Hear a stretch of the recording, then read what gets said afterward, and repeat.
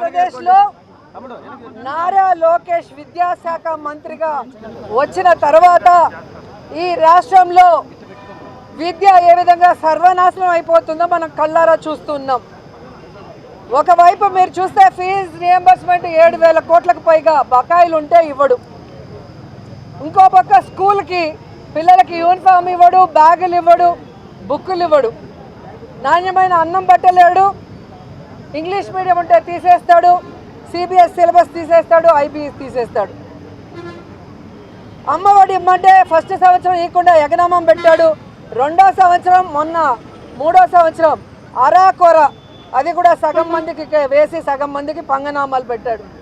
ఈరోజు మీరు చూస్తే ముఖ్యంగా ఈ రాష్ట్రం అంతా కూడా నారా లోకేష్ విద్యాశాఖ మంత్రి అయిన తర్వాత నిర్వహించిన ఒక డిఎస్సిని పేపర్ లీకేజీలతో అలాగే రిక్రూట్మెంట్లు ఏ విధంగా నీచాతి నీచంగా చేశారు, అర్హులైన వాళ్ళకి ఇవ్వకుండా అనర్హులకి తన అవినీతి కోసం ఏ విధంగా అంటగట్టాడో మనం కళ్ళారా చూసాం. మొన్న మీరు చూసారు ఢిల్లీలో నీట్ ఎగ్జామ్ పేపర్ లీక్ అయినందుకు జంజీస్ ఉద్యమానికి కేంద్ర విద్యాశాఖ మంత్రి ధర్మాన్ ప్రధాన్ గారు రాజీనామా చేయటం. మరి ఇక్కడ రాష్ట్రంలో డిఎస్సి పేపర్ లీక్ అయింది. అలాగే స్పోర్ట్స్ కోటాలో ఇవ్వాల్సిన ఉద్యోగాలు స్పోర్ట్స్ పర్సన్స్కి కాకుండా తమ ఇష్టానికి ఒక 420 జీవోని తీసుకొచ్చి ఏ విధంగా 427 ఉద్యోగాలకు పైగా ఆ అనర్హులకు ఇవ్వడం మనం చూసాం.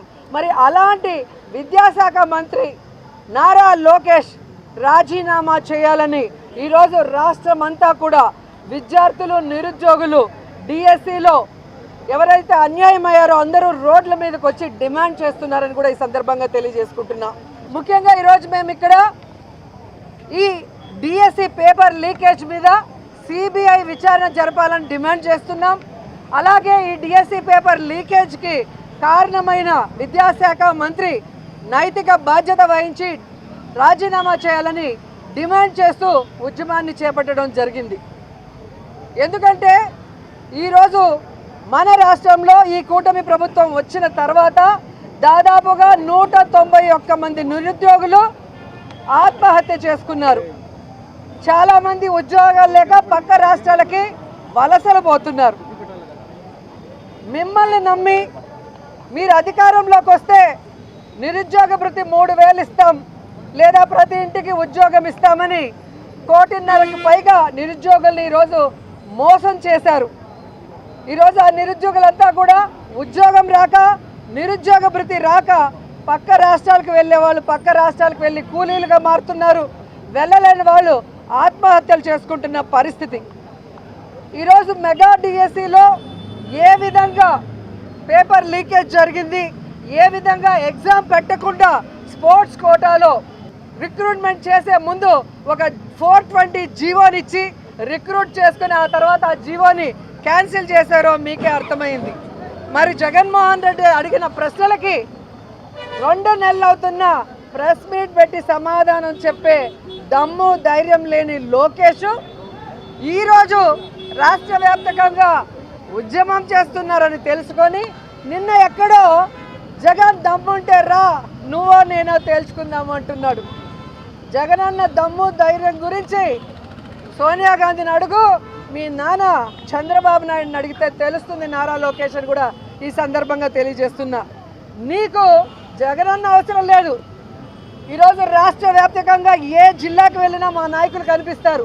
టైం నువ్వు చెప్పు, ప్లేస్ నువ్వు చెప్పు, ఏ ప్రాంతానికి వస్తావో ఆ ప్రాంత నాయకులు రెడీగా ఉన్నారు. అంబటి రాంబాబు గారిని పంపించమంటారా, కురసాల కన్నబాబు గారిని పంపించమంటారా, పేర్ని నాని గారిని పంపించమంటారా, బొత్స సత్యనారాయణని పంపించమంటారా, లేదా మహిళా నాయకురాలని పంపించమంటారా? ఈ మెగా డిఎస్సి అంటూ దగా డిఎస్సిలో జరిగిన అవకతవకల గురించి మాట్లాడటానికని అడుగుతున్నాను. ఎందుకంటే ఈరోజు మీరు కనుక ఈ మెగా డిఎస్సిలో అవకతవకలు చేయకపోతే సిబిఐ విచారణ చేయించండి అని కూడా డిమాండ్ చేస్తున్నాం. అలాగే తెలుగుదేశం పార్టీ నాయకులు ఈ డిఎస్సి పోస్టులు అమ్ముకోలేదు అనుకుంటే సిబిఐ విచారణ చేయించండి అని కూడా డిమాండ్ చేస్తున్నాం. అలాగే స్పోర్ట్స్ కోటాలో స్పోర్ట్స్ పర్సన్స్కి ఇవ్వకుండా దొంగదారిన 420 జీవోతో ఇచ్చింది నిజం కాకపోతే సిబిఐ విచారణ చేయించమని డిమాండ్ చేస్తున్నామని కూడా ఈ సందర్భంగా తెలియజేసుకుంటున్నాం. మహిళల జీవితాలతో చెలగాటమాడారు, వాళ్ళ మాన ప్రాణాలతో చెలగాటమాడారు. ఈరోజు విద్యార్థుల జీవితాలతో చెలగాటమాడుతున్నారు. ముఖ్యంగా బీసీ, ఎస్సీ, ఎస్టీ, మైనార్టీ విద్యార్థులు, మహిళా విద్యార్థుల్ని ఈరోజు ఏ విధంగా మీరు దగా చేశారో ఈ రాష్ట్రం మొత్తం కూడా చూస్తోంది. ఈరోజు మీరు చేసిన ఈ దగానికి ఫుల్ స్టాప్ పెట్టే విధంగా అనర్హులైన వీళ్ళ పోస్టులు క్యాన్సిల్ చేసి అర్హులైన వాళ్ళకి ఇచ్చేంత వరకు వైఎస్ఆర్ కాంగ్రెస్ పార్టీ విశ్రమించదని కూడా ఈ సందర్భంగా హెచ్చరిస్తున్నాం. అలాగే కేంద్ర విద్యాశాఖ మంత్రి ఎలాగైతే రిజైన్ చేసి ప్రభుత్వాలు, రాజకీయ నాయకులు జవాబుదారీతనంగా ఉండాలని ఎలా నిరూపించుకున్నారో ఈ రాష్ట్రంలో కూడా చంద్రబాబు నాయుడు గారు మీ కొడుకైన లోకేష్తో రాజీనామా చేయిస్తేనే విద్యార్థి లోకం మిమ్మల్ని గౌరవిస్తుంది, నమ్ముతుందని కూడా ఈ సందర్భంగా తెలియజేసుకుంటున్నాను. అలాగే ఫీజు రీయింబర్స్మెంట్ని వెంటనే అమలు చేసి 7,000 కోట్ల బకాయిలు తీర్చాలని కూడా డిమాండ్ చేస్తున్నాం. అలాగే మీరు చూస్తే 3,000 నిరుద్యోగ భృతి, ఒకటి ఉద్యోగం ఇవ్వండి లేదా నిరుద్యోగ భృతి ఇవ్వాలి. ఇప్పటికే 25 నెలలు అవుతున్నా ఒక్క రూపాయి ఇవ్వకుండా నిరుద్యోగుల జీవితాలతో చెడగాటపడుతున్న మీకు నిరుద్యోగులే సమాధి కట్టే రోజు ఈ కూటమి ప్రభుత్వానికి వస్తుందని కూడా హెచ్చరిస్తున్నాను. అండ్ ఈరోజు మీరు రాష్ట్ర వ్యాప్తంగా చూశారు ఏ విధంగా విద్యార్థులు తమకు జరిగిన అన్యాయానికి రోడ్డు మీదకి వచ్చి నిరసన తెలియజేస్తున్నారు.